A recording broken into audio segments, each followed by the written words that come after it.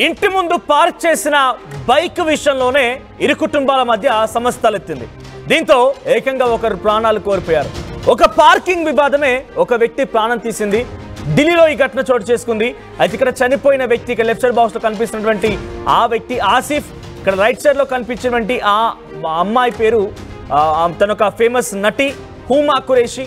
So Huma Qureshi కజినే ఇప్పుడు ఈ ఘటనలో మరణించాడు.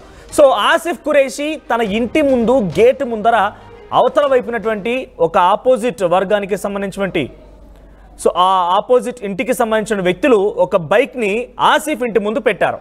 సో ఇక్కడ బైక్ ఉండడం కరెక్ట్గా తీసేయండి అని చెప్పి ఆసిఫ్ చెప్పుకొచ్చాడట. అంతలోనే అది కాస్త కుటుంబ వివాదంగా మారింది. ఇరు కుటుంబాలు అక్కడికి చేరుకున్నాయి.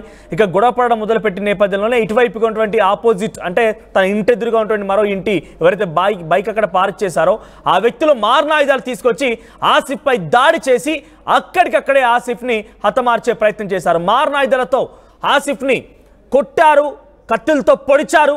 సో దీంతో వెంటనే హుటాహుట్న ఆసుపత్రి తరలించే లోపే అక్కడ ఆసిఫ్ మరణించినట్టు తెలుస్తోంది.